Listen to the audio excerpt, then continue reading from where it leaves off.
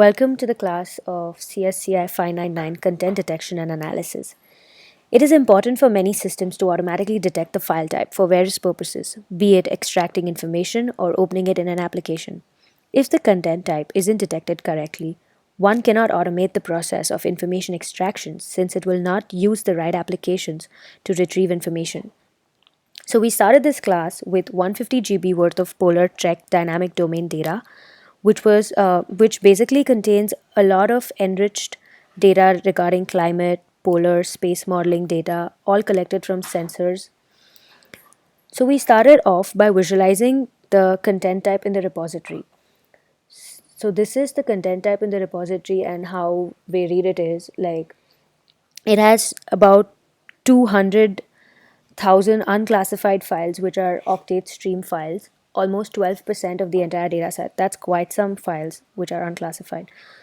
So we took it in our hands as a challenge to scrape through and use content based file detection algorithms such as byte frequency analysis, byte frequency cross correlation, and file header trailer information. So, what basically these content detection algorithms help in a way is we have certain fingerprints that we build over a set of files, and then we use these fingerprints as a score to match a new incoming file. If the score is very close, then you can basically determine that the incoming file is of that particular content type.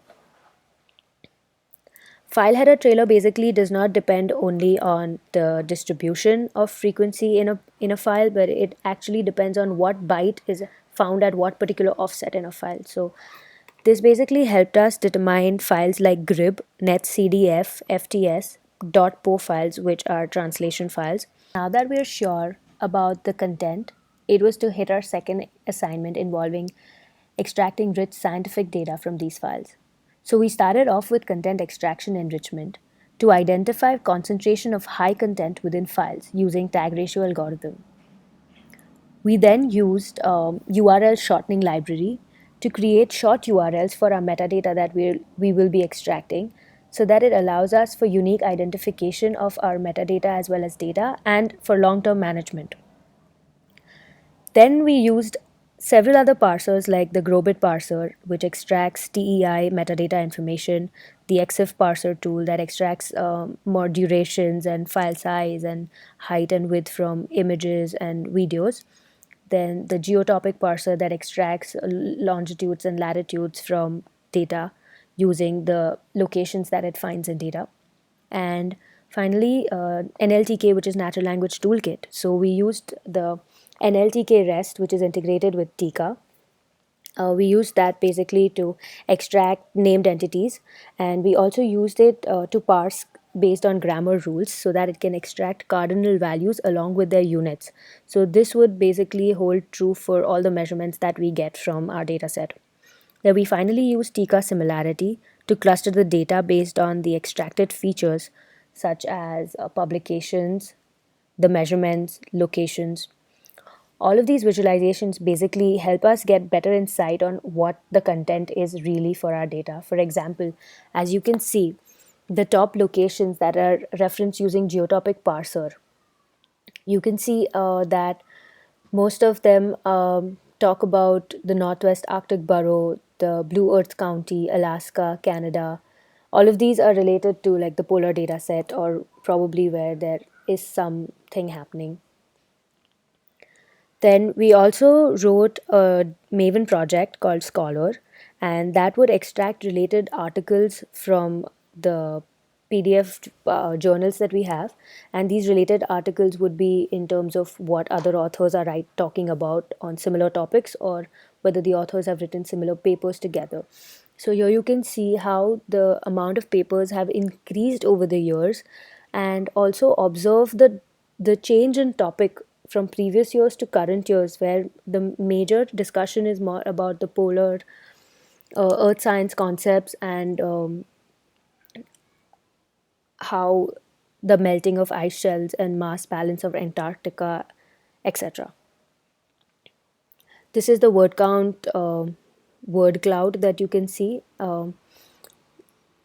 We have millimeters, miles, kgs, minutes, years, and a lot of other uh, measurements that appear across the data set. Then the XF parser was specifically used for images, audios, and all other multimedia files. And as you can see, the duration of a GIF file is very small. For most of the files, it is less than 100 milliseconds, whereas for it's less than 100 seconds, and for MPEG files, quite a few files are greater than 1,000 seconds. That is because it is the normal tendency of GIF files to be small. There's generally small animation clips.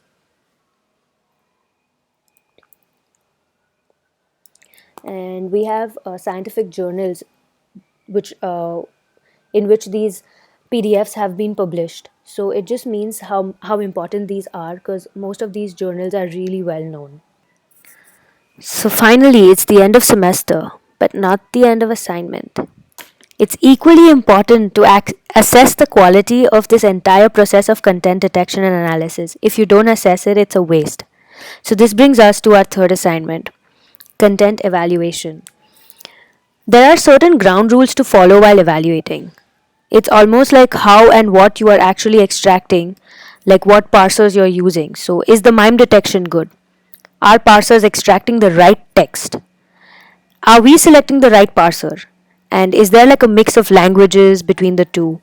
What are the quantitative measures that are being extracted? How much is the amount of text being extracted as compared to the metadata? Or how much is the metadata extracted as compared to the file size? So we'll walk you through each of these criteria using D3 visualization.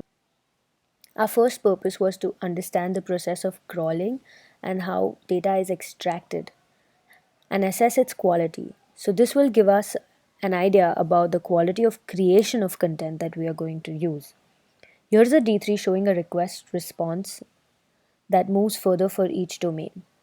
We came across a few domains where the sites were moved permanently, so they would give us like a 301 moved permanently error.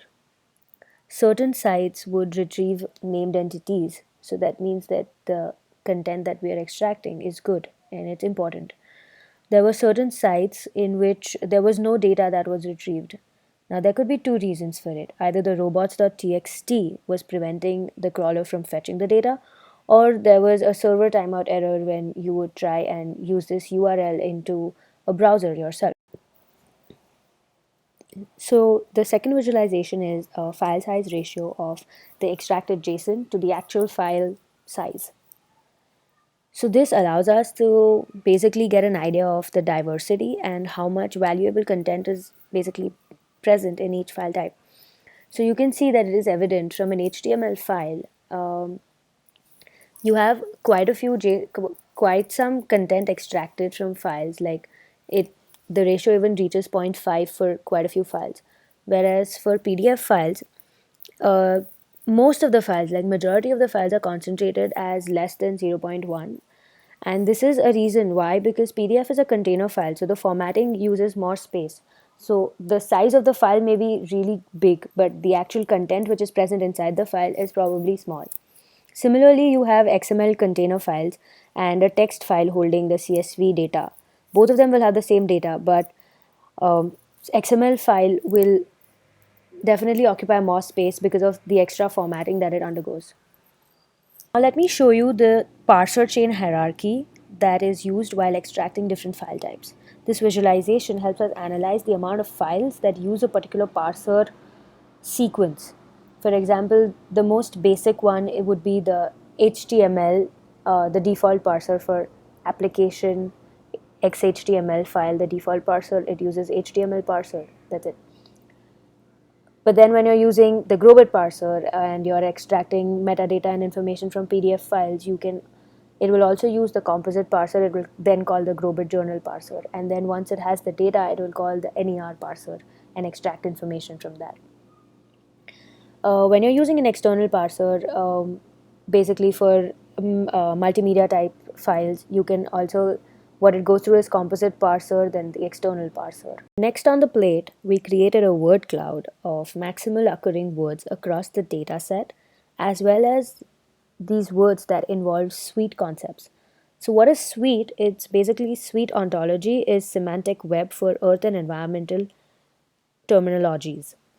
So this gives us a broad topic modeling across the entire data set. Like you can see things like climate anomaly, flow, explosion, seismology, the nitrogen peroxide. These are definitely earth science related concepts which have been extracted from the data set across the data set.